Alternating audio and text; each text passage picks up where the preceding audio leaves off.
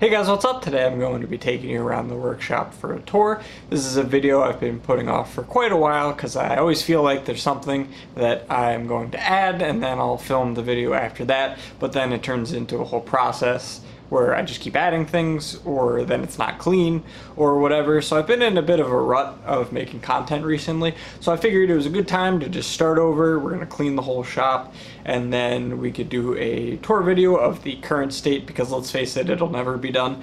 And that's sort of what I enjoy about the workshop. It's always something that's evolving and changing over time as my needs change and as I get new tools and things like that. So I think it might be cool to just film it as it is currently, and then we could always do an update video in the future.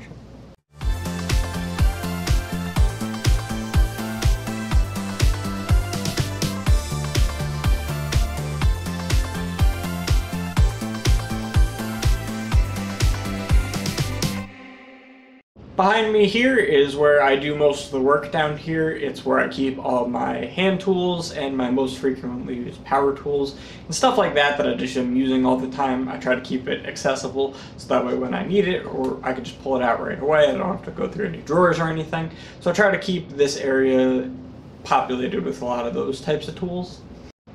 Going in for a bit of a close-up, we got a bunch of the most frequently used power tools. So I got the vise mounted to the corner, and that swivels around, so that's probably the best place for it, and it's just a helpful thing to have around. Belt sander, probably the most used tool. It's always dusty no matter how much I clean it, just because of the nature of the tool. Drill press is really not something that you need, but when you need to drill a really straight hole, it's something that comes in handy, and I have a little vise that sits on the table that I use with that. And then I have all the drill bits and some center punches down over on the table. It's just sort of accessible, and then up on the wall, it's kind of behind it now, but there's a whole row of clamps and some other general tools on the back. Then moving over a bit, we have the scroll saw, some extra blades for that, and then under that on the sort of storage shelf, I have the chop saw, and I only really use that when I have bigger woodworking type projects that I need to cut a lot of pieces, so generally it stays down there and then I just pull it out as needed. Moving over a bit, I have my patch wall with all of my general Nerf patches and other groups and YouTubers that I like and stuff like that. A lot of the community type patches are on there. There's a few normal ones as well, but it's primarily community ones. Then I have a sorter with all my electronics and various other things that I use all the time, like motors and switches and stuff like that. A lot of those are kept in that sort of sorting tray, and that helps a lot. I have a heat gun down there, which I use to clean up a lot of my 3D printed parts. And then on that back wall over there, I have a lot of the common hand tools that I use, as this is where I usually sit when I'm working on something. So I try to keep the most frequently used tools just in arm's reach, so I don't have to get up and sort of get away from what I'm working on. I could just sort of stay there and keep going at it. One thing I added semi-recently that's been a lifesaver has been this Dremel flex shaft, and what that allows me to do is just leave the Dremel hanging there. I can adjust the speed when I need to and turn it on, but then I can maneuver this around, and it's just a much smaller head, so it fits in a lot tighter places, and it also, it's just a little bit more flexible with where you can use the tool, so I found that to be pretty helpful, and if you have a Dremel, I recommend picking one up.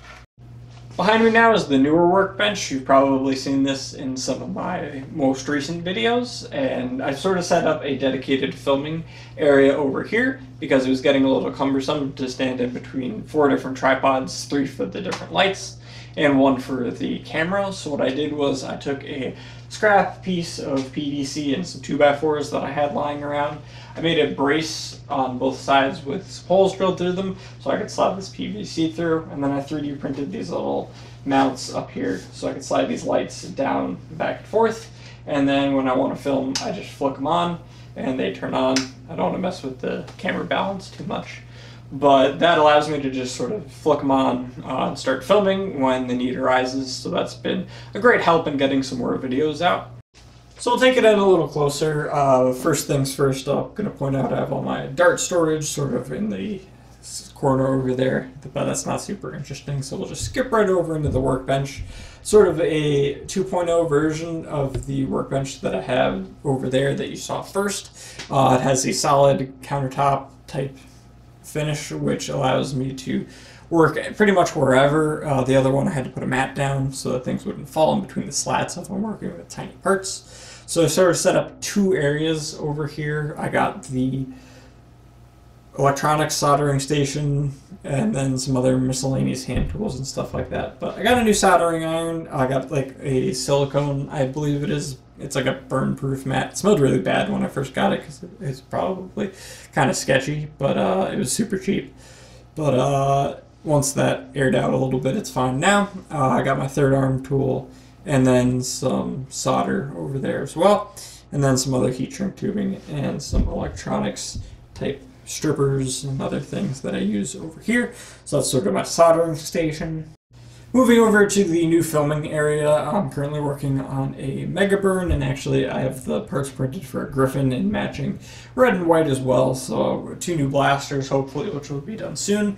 If we ever get to play games in the near future, I'll definitely be using those, and I'll make videos on them as well. But the filming area sort of has this gaming mat type setup, which gives it a bit of backdrop. And then, as mentioned before, I have the lights above, and that's a bit of a closer view if you didn't get a good view of it before. Then, last but not least, in this corner, I have some prototypes for other stuff I've been working on, as well as published. And then I have a lot of different hardware over in this back sort of organizer, so I have them all labeled with all the different screw sizes and whatnot, so that's where I keep that. Much like the other Workbench, this one had storage below. This one also has storage above. So I keep a lot of my extra plastics for printing and just some other miscellaneous stuff up there with some of my HVZ bandanas.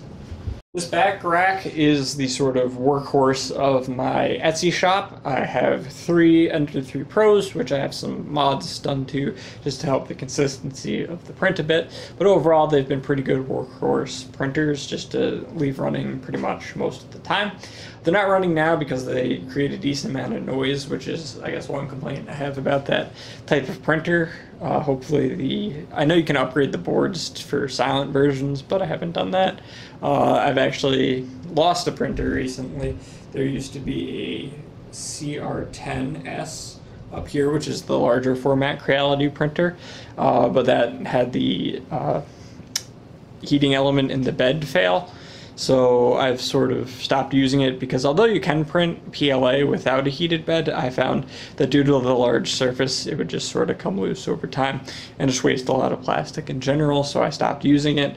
I removed it, and I actually pre-ordered the CR6SE, which is their auto-leveling new one, which should be out around August, because the early bird special made it around 300-ish shipped, which I figured is a worthwhile price point to check it out at. So I'll review that when it gets in, perhaps after I print some Nerf parts on it.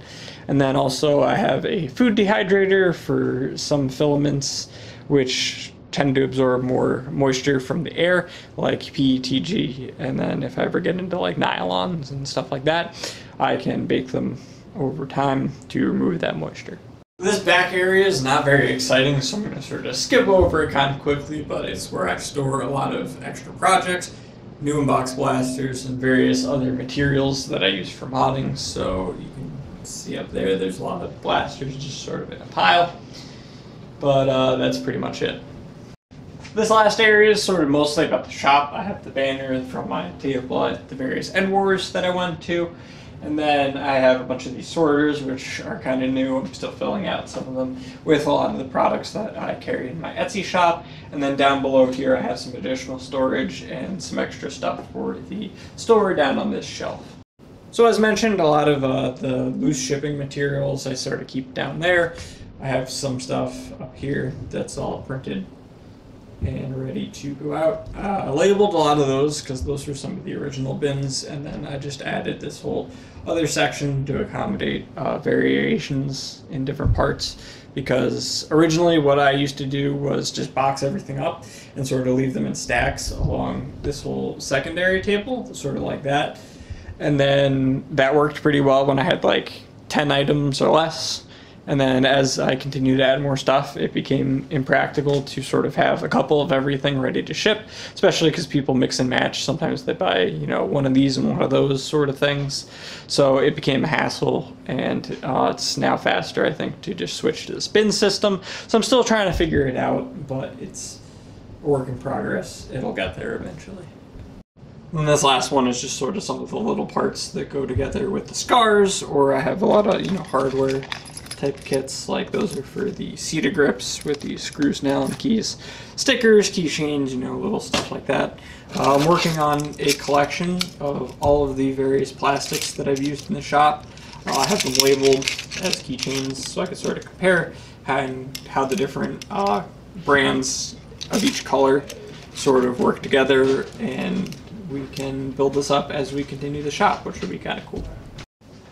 Sort of last but not least, I have these toolboxes, and that's where I store a lot of the stuff that I don't use as frequently, or things that have a lot of like loose drill bits or screwdrivers or stuff like that, socket wrenches and various other things. That one's pretty much filled out. I still have to fill out this one a bit more. I have this new top bench is actually kind of new, so I have to fill that out still. I have the stuff sort of sorted in boxes. I'm just being lazy.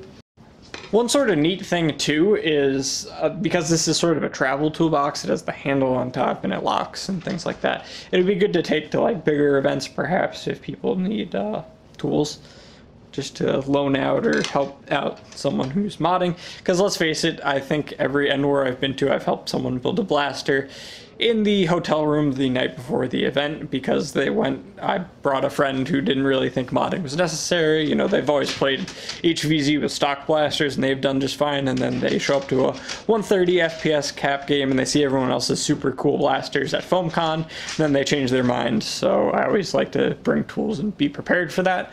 So I put a lot of the community stickers on the back here, and I'm looking at filling out the rest of it and sticker bombing it. There's still plenty of room, and there's a lot of cool people that I've met and friends in the community that I've sort of put on here just to sort of memorialize that. So that's sort of a general overview of how I have the workshop laid out in its current state and sort of why. If you have any additional questions, as always, please feel free to leave them in the comment section and I'll do my best to answer as many of them as I can. I do read all those comments. If you like this sort of video or want to see more sort of workshop, not just Nerf related stuff, let me know and I will try to do my best to make other stuff, you know, smash the like button, all that jazz. Then as always guys, thank you for watching. I hope you enjoyed, and I will see you in another video.